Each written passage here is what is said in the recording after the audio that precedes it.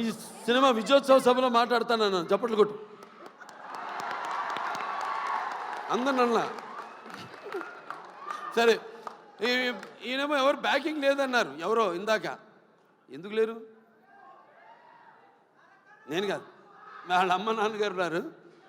వాళ్ళ నాన్నగారికి చెప్పక్కర్లా, జెమ్మాలజిస్టు, జాతకాలు, వాస్తులు, బ్యాకింగ్ ఉంది కదా, కరాటే. ఇంత బ్యాకింగ్ పెట్టుకుని అసలు బ్యాకింగ్ లేదని పబ్లిసిటీ చేయిస్తామండి అందరి చేత, సింపతి కోసం. మీ నాన్న నాకు చెప్తుంటారు, మా అక్కగారి దగ్గరే జమాలజీ నేర్చుకుంది, దగ్గుబాటి పురంధరేశ్వరి గారి దగ్గరే, ఆవిడకి ఇన్స్టిట్యూట్ ఉంటుంది. అలాగే మన ఇద్దరిని కాపాడేది ఏంటంటే దైవం, భక్తి. అవునవునేంటి, పొద్దున్నే లేచి పూజ చేస్తా, నేను 1.5-2 గంటలు చేస్తా పూజ, 3ంటికి లేచి.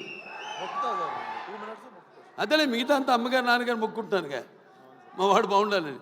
సంతానాభివృద్ధికి దూరీ కృత్వా పిశాచార్తిం జీవైత్వ అమృతం సుతం యో భూత భీష్ట సిద్ధ సన సంతతి వృద్ధి కుర్తు అంటాం. మావాడు ఉన్నాడు మోక్షు, వాడు రావాలి రేపు ఇండస్ట్రీకి. మోక్షకి వాడు మిమ్మల్ని అందరినీ ఇన్స్పిరేషన్ తీసుకోవాలి. నేను అంటా, నన్ను తీసుకోవద్దు ఎప్పుడు అంటాను. మీరు చాలామంది బాధపడచ్చు అభిమానులు, నన్ను ఎప్పుడు తీసుకోవద్దు. మీ తాతనే మీకు అన్ని ఎవ్వరు అక్కర్లని, కుర్రాళ్ళు తీసుకో, శిక్షణ తీసుకో, లేకపోతే ఒక మా గ్యాంగ్స్ ఉన్నారుగా, మీకు గ్యాంగ్ గోదావరి గ్యాంగ్ లాగా మన గ్యాంగ్ ఉంది కదా, అది వాళ్ళు మన గ్యాంగ్ లేలే. ఇది మన అడివిశేషు కానీ లేకపోతే ఈ సిద్ధు తొల్లగడ కానీ మన గ్యాంగ్ తీసుకోవాలి, ఇన్స్పిరేషన్గా తీసుకుని. నేనున్నా నీకు, అందులో భయం లేదు. నేను 20 సంవత్సరాల ముందు ఆలోచిస్తుంటా, ఇప్పుడు మా నాన్నగారిలాగే. జనం అనుకునేదానికంటే ముందు, కోరుకునేదానికంటే ముందే. ఎందుకంటే మేమంతా అయితే నిత్యావసర వస్తువులు లాంటి వాళ్ళం. ఎలాగైతే మనం ఈ దైనందిన కళాపాలలో సతమతమవుతూ అన్న అవసరాలు పాతూ సినిమాను కూడా మనం ఎంచుకున్నాం ఒక అవసరంగా. మనం అంటే నిత్యావసర వస్తువులో మనం ఎప్పుడు కనబడుతూ ఉండాలి, ఏదో ఒక కొత్తదనం అందిస్తూ ఉండాలి.